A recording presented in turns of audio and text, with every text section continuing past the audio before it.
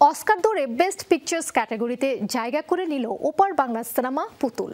প্রথম বাংলা চলচ্চিত্র হিসেবে কৃতিত্ব অর্জন করল ইন্দিরা ধর মুখার্জি পরিচালিত সিনেমাটি। সম্প্রতি একটি তালিকা প্রকাশ করেছে the academy of motion pictures and sciences, যেখানে জায়গা পেয়েছে মোট ৩২৩টি চলচ্চিত্র।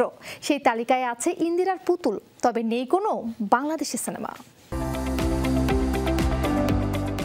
বুধবার সকালেই সুখবর, টলিউড ইন্ডাস্ট্রিতে অস্কার দৌড়ে বেস্ট পিকচার্স ক্যাটাগরিতে জায়গা পেয়েছে ইন্দিরা ধর পরিচালিত ও প্রযোজিত Putul. The academy of motion pictures and সায়েন্সেসের তরফে যে তালিকা প্রকাশ করা হয়েছে সেখানেই দেখা গেল এই সিনেমার নাম।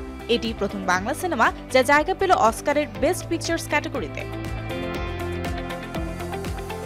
পুতুলের পাশাপাশি এই বিভাগে আছে আরো 6 ভারতীয় চলচ্চিত্র, তামিল ইন্ডাস্ট্রির গাঙ্গুবা, হিন্দি ভাষার আদুজি ফাতাম, সন্তোষ ও স্বতন্ত্র বীর সাভারকার, কান উৎসবজয়ী Malayalam cinema all we imagine as light ও girls will be girls. And the Oscar goes to Everything Everywhere.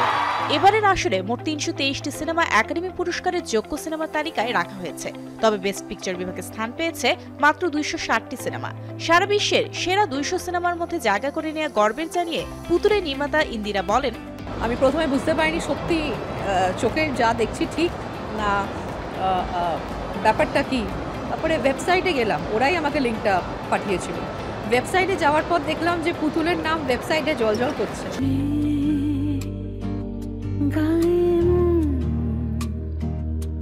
লিখে যায় এর আগে অস্কারে সিলেক্টেড হয়েছিল এই সিনেমার গান ইতিমা। গানটি গেয়েছিলেন ইমন চক্রবর্তী, তবে অস্কারের দৌড় থেকে ছিটকে যায় গানটি। এবার সেরা সিনেমার ক্যাটাগরিতে জায়গা পেয়ে অস্কার জয়ের স্বপ্ন দেখছে পুতুলটি। সিনেমাটিতে অভিনয় করেছেন মুমতাজ সরকার, তনুশ্রী শঙ্কর, সুজন মুখোপাধ্যায়, কনিনিকা বন্দ্যোপাধ্যায়।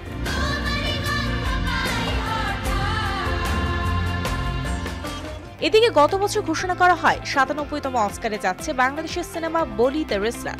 সিনেমাটি অস্কার আয়োজনে বেস্ট ইন্টারন্যাশনাল ফিচার ফিল্ম বিভাগে বাংলাদেশ থেকে প্রতিনিধিত্ব করবে, তবে শেষ মুহূর্তে সদ্য প্রকাশিত শর্টলিস্ট থেকে বাদ পড়েছে সিনেমাটি।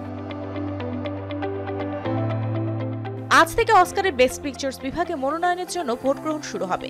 এরপর ১৭ জানুয়ারি ঘোষিত হবে চূড়ান্ত মনোনয়ন তালিকা, আর অস্কার প্রদান অনুষ্ঠানে মূল আসর বসবে চলতি বছরের ২ মার্চ।